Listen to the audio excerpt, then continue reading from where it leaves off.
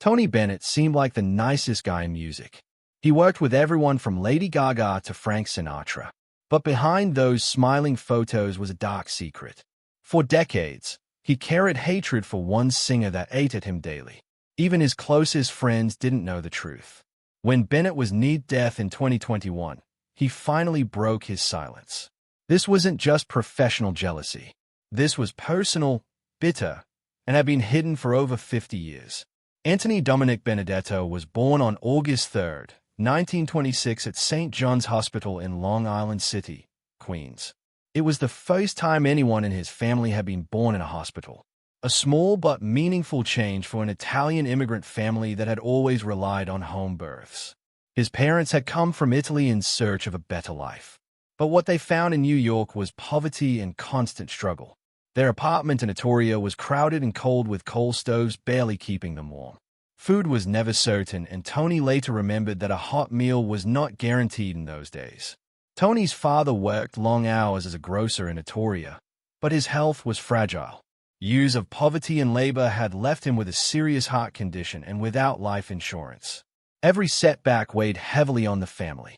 Neighbors knew the Benedettos for their resilience, but they also saw how John's illness and the constant need for money kept the family close to collapse. In 1936, when Tony was just 10 years old, tragedy struck.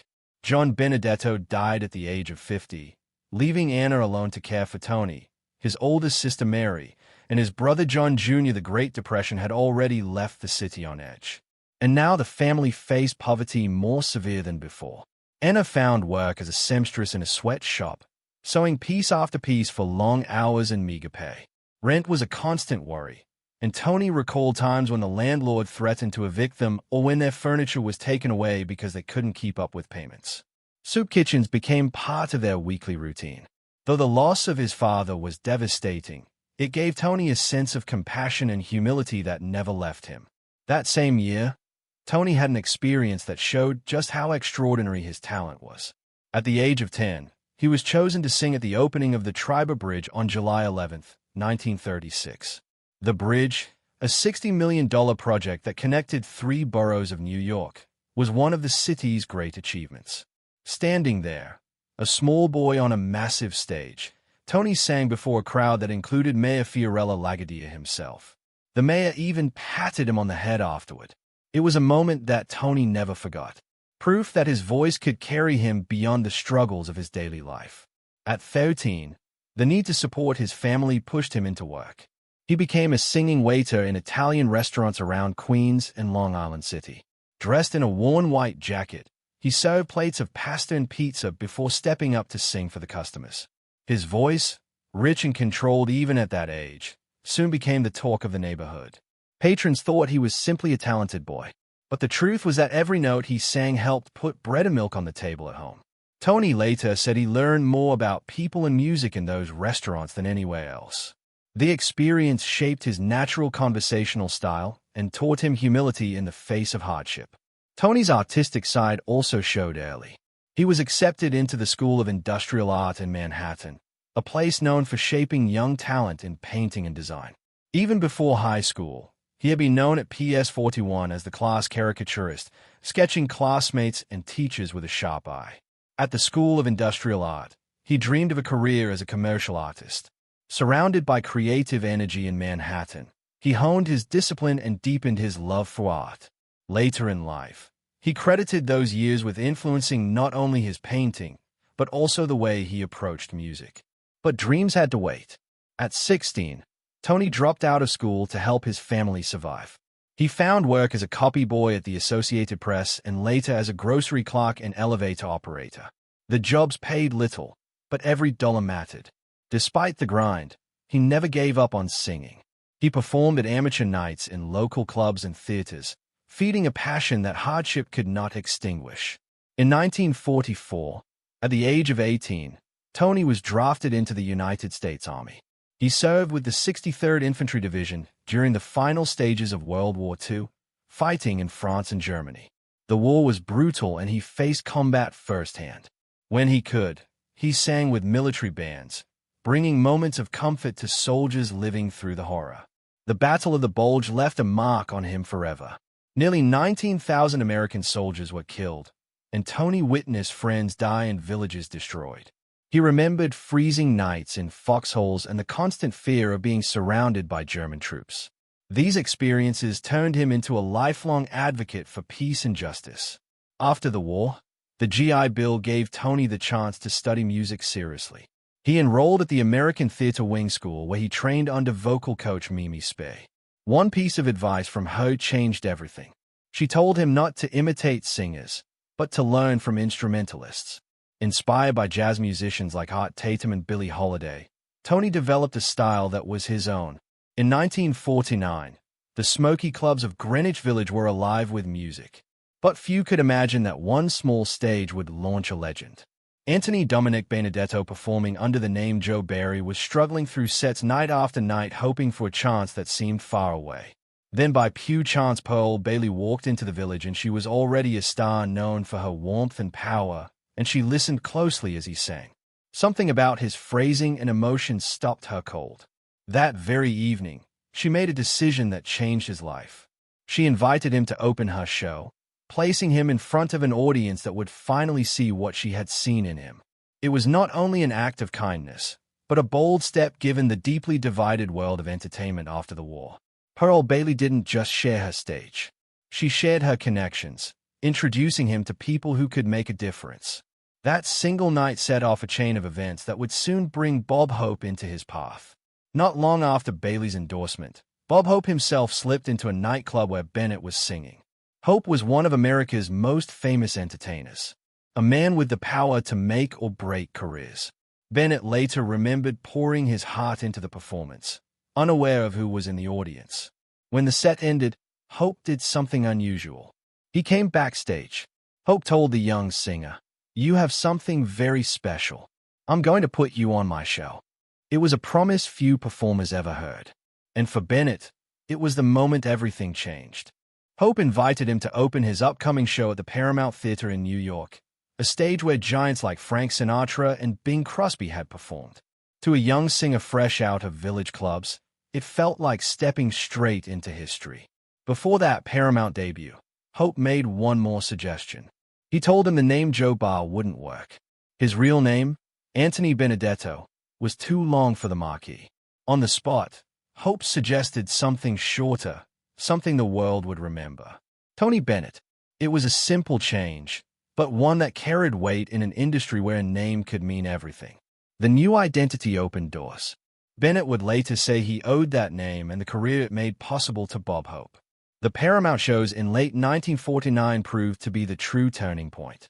Thousands of fans packed the theater, and Bennett had to learn quickly how to handle the kind of crowds that once caused Sinatra riots.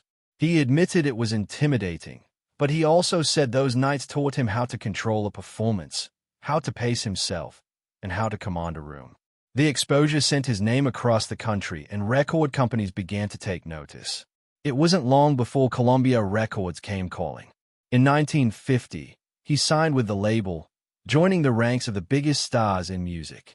Under the guidance of producer Mitch Miller, Bennett shaped his style into something unique. He once said Miller taught him to focus on every note and every phrase, to sing with pure emotion rather than just melody.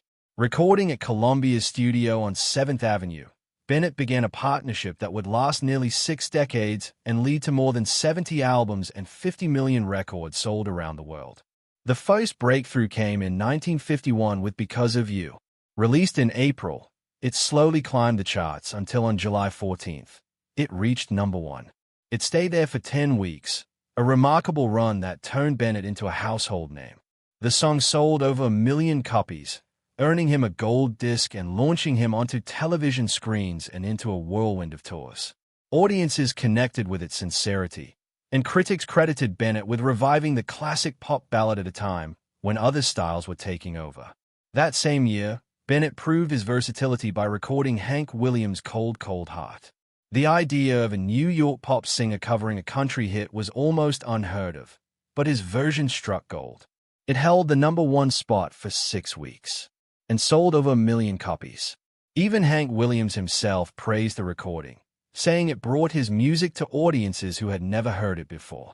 With that song, Bennett bridged a cultural divide. showing that music could cross boundaries and unite listeners.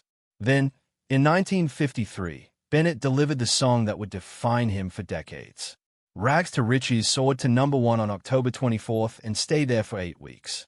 Its lyrics of triumph and hope matched the spirit of post-war America, and audiences embraced it as an anthem of the American dream.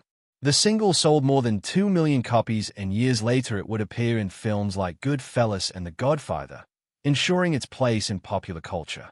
Bennett himself said it was the song most often requested by fans even decades later. By 1965, Bennett had scored an extraordinary 24 singles in the top 40, a feat few could match. Songs like Stranger in Paradise, Blue Velvet, and Just in Time kept him at the top of the charts year after year. Even when the Beatles were dominating American music in 1964, Bennett's When Joanna Loved Me still made its way onto the charts, proving his ability to withstand changing tides.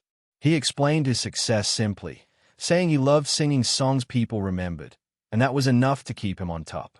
Tony Bennett's work with jazz legends was nothing short of groundbreaking. When he started recording with Count Basie in the mid-1950s, he left behind the safe, polished pop sound that had made him famous. The sessions with Stan Getz were especially daring. At first, Getz didn't want to perform with a pop singer, but that changed the moment he heard Bennett improvise during rehearsal. The collaboration with Art Blakey's Jazz Messengers shocked the music world even more. Many believed Blakey's hard bop style could never fit with Bennett's smooth voice. Yet together they created some of the most innovative jazz vocals of the era. Bobby Hackett, one of the greatest cornet players, once said that Bennett was the only pop singer who could swing like an instrument instead of just singing over the band. These projects were not just experiments. They marked a complete transformation, one that put his commercial success at risk in the name of artistry. In 1957, he released an album called The Beat of My Heart. It was his way of breaking free from the pop music machine, even though Colia Records warned him not to do it. The record featured giants of jazz drumming, including Art Blakey, Chico Hamilton, and Joe Jones, each bringing their own sound. The sessions were recorded live with almost no overdubs, capturing the real energy of jazz. At first, critics dismissed it as too experimental, and sales were modest with only 50,000 copies sold in the first year, but its influence was far greater than the numbers. On one track, Lullaby of Broadway, Bennett scattered alongside the band, something almost unheard of at the time. The album later earned praise from Frank Sinatra, who admitted it taught him how to swing. Just a year later, in 1958, Bennett and Count Basie recorded Basie Swings. Bennett sings. At first, Basie didn't want to do it, saying Bennett was too pretty for his hard-swinging band. That changed one night at Birdland in New York when Bennett joined the orchestra and delivered such a powerful version of Pennies from Heaven that the whole club was stunned. The album was recorded in only 3 days that January with a full 16-piece band. The opener, Jeepers Creepers, had Bennett trading riffs with a horn section in a playful back and forth that had never been attempted on a commercial record. It was a huge success, selling more than 250,000 copies in its first year. Years later, studio tapes revealed that Bennett had rewritten many of the vocal arrangements during the sessions, inventing new melodies as the tape rolled. Basie himself admitted that this was the only vocal album where he felt the singer was truly part of his band. Then came the song that would define his career. On January 23, 1962, Bennett recorded I Left My Heart in San Francisco at Columbia's 30th Street studio. He had nearly skipped it. The song had been sitting on his piano for 8 months after he called it too sentimental. On the day of the session, he arrived with laryngitis and could barely speak. The orchestra had to lower the key twice to fit his strained voice. Yet in just 2 takes, he delivered a performance that turned the song into history. Its emotional depth was partly due to the rasp in his voice that day. The single reached number 19 on the Billboard Hot 100 and stayed on the charts for 36 weeks. By 1963, it had sold more than 1 million copies and earned him his first gold record. It won 2 Grammy Awards, including Record of the Year, a rare honor for a jazz-influenced song at the time that in 1969, San Francisco adopted it as the city's official theme song. But the world of music soon changed, and with it, Bennett's fortunes. The arrival of the Beatles in 1964 marked a new era. Rock music dominated the airwaves, and Columbia Records pushed Bennett to adapt. In 1970, he reluctantly released Tony Sings the Great Hits of Today, which featured Beatles covers and a psychedelic album cover that clashed with his image. The project was a disaster. He admitted he felt physically ill just recording it. Rock fans ignored it. His loyal audience hated it, and he was left in between worlds. His record sales, once so strong, collapsed as his sound was pushed aside in a world screaming for something new. His personal life was no less turbulent. In 1952, Bennett married Patricia Beach, a 19-year-old art student. The wedding at St. Patrick's Cathedral in New York drew a bizarre scene outside. 2,000 women dressed in black with veils, mourning as if at a funeral. Two sons soon followed, Danny in 1954 and Day in 1955. But Bennett's constant touring left Patricia feeling abandoned. And by 1965, they had separated after 13 years of marriage. The scandal deepened in 1969 when Patricia filed for divorce, citing his affair with actress Sandra Grant, which had begun 4 years earlier. When the divorce became final in 1971, Bennett married Sandra. That same December, the quick transition shocked his fans, and his image as the clean-cut crooner was forever altered. Things worsened when he left Columbia Records in 1972 after a bitter dispute. He turned down their demands for more rock covers, ending a 20-year partnership. He briefly recorded for MGM's Verve division, releasing only 2 albums before deciding to start his own label, Improved, in 1975. Though he produced 5 albums, including collaborations with Bill Evans, the label collapsed by 1977 due to poor distribution and money troubles. For the first time, Bennett had no recording contract. His finances crumbled. The collapse of Improved left him with heavy debts, while the lifestyle he shared with Sandra in Los Angeles was far beyond what his shrinking income could support. By 1977, the IRS was threatening to seize his home over massive unpaid taxes. That same year, his mother, Anna, died on Thanksgiving night while he was preparing to perform at the Fairmont Hotel in San Francisco. The loss sent him into a deep depression, and cocaine became his escape. Sandra later revealed that his drug use nearly killed him. By the late 1970s, he was a shadow of himself, playing small shows in Las Vegas just to survive. In 1979, Bennett came terrifyingly close to death. Overwhelmed by debt, grief, and addiction, he overdosed on cocaine while taking a bath. Sandra found him unconscious in the tub, the water overflowing. She performed chest compress irons and managed to revive him before rushing him to the hospital. He later described the moment as a near-death experience, saying he saw a golden light that filled him with peace. When he woke up, he felt it was divine intervention, a sign that he had been given a second chance. It became the turning point that pushed him to quit drugs completely and fight for a comeback. In 1979, Tony Bennett reached the lowest point of his career. At 53 years old, he nearly lost his life to a cocaine overdose and was drowning in debt. He owed $2 million in back taxes to the IRS, who were threatening to take his house. In desperation, he called his sons Danny and Day and admitted, "Look, I'm lost here. It seems like people don't want to hear the music I make." What made the call so unexpected was that Danny and Day had been members of a failed rock band called Quacky Duck and his Barnyard Friends. On paper, they were the last people anyone would expect to save a legendary singer. But Danny quickly realized that while he didn't have the voice for music, he had a sharp business mind and his father had the talent but lacked financial sense. Danny immediately began cutting down expenses and moved Tony back to New York. That decision would become the starting point of one of the greatest comebacks in entertainment history. DY's approach to his father's career was bold and surprising. Instead of chasing popular trends, he moved Tony away from the Las Vegas image that had become stale. He booked him at colleges and small theaters, reaching younger audiences who had never heard American standards performed live. In 1986, Danny brought his father back to Columbia Records, the same label that had dropped him in 1971. But this time, Tony had full creative control. The first album from this deal, The Art of Excellence, became his first charting record since 1972. Danny also set up collaborations with unlikely partners, including rock bands like the Red Hot Chili Peppers, which opened doors to entirely new audiences. By 1990, the IRS debt was fully paid, and Tony Bennett's career was firmly back on track. Even during his struggles in the 1970s, Tony never stopped exploring his love for jazz. He worked closely with pianist Bill Evans, releasing the Tony Bennett Bill Evans album in 1975. The record showed a side of Bennett few had seen before, with Evans's delicate playing drawing out some of Tony's most thoughtful and refined performances. Their connection was so strong that they recorded together again in 1977. Critics praised these sessions for their honesty and intimacy, even though they didn't sell well at the time.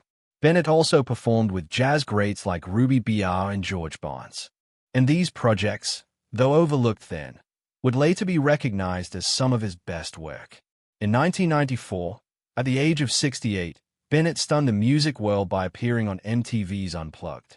The show was known for grunge and alternative acts, not classic cuteness, but the performance turned into the second highest-rated episode in the show's history. The live album went platinum, selling over 1 million copies, and in 1995, it won the Grammy Award for Album of the Year. It was only the fourth live album ever to win that honor. The performance included memorable duets with K.D. Lang and Elvis Costello. And when Bennett told the audience, "Let's do this without a microphone," the rawness of his voice captured the spirit of the show perfectly. Away from the stage, Bennett's personal life took a surprising turn. In 2007, he married Susan Crowe, a woman 40 years younger than him. The connection was almost fate. He had first met her parents in the 1960s when her mother was pregnant with Susan.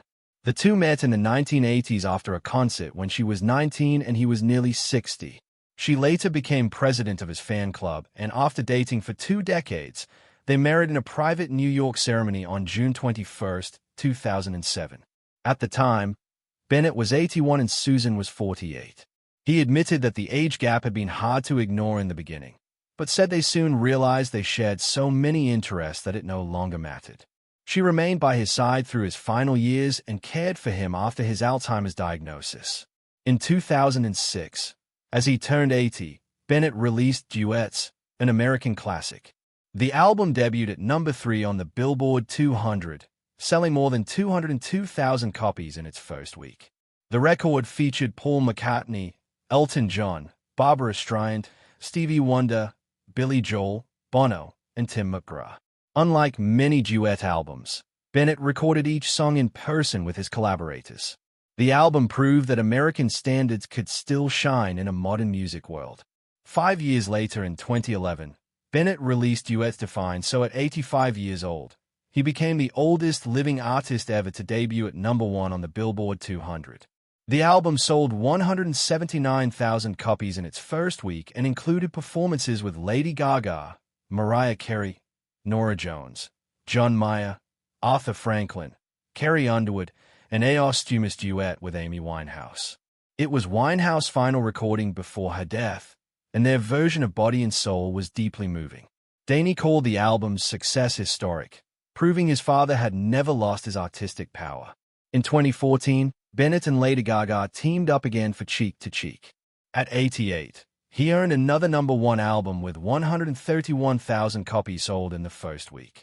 The project was filled with jazz standards by composers like Cole Porter and George Gershwin. Their tour and the PBS special Cheek to Cheek Live became cultural events, and the concert at Lincoln Center was the first ever streamed in 4K. The album produced 2 number 1 singles on the Jazz Digital Songs chart and showed that jazz still had a place in the modern age. Throughout his career, Bennett won 20 Grammy Awards, including the Lifetime Achievement Award in 2001. He was the only artist to win Grammys over a span of 50 years, starting with his 1962 win for I Left My Heart in San Francisco, and continuing through his final Grammy in 2022 at age 95.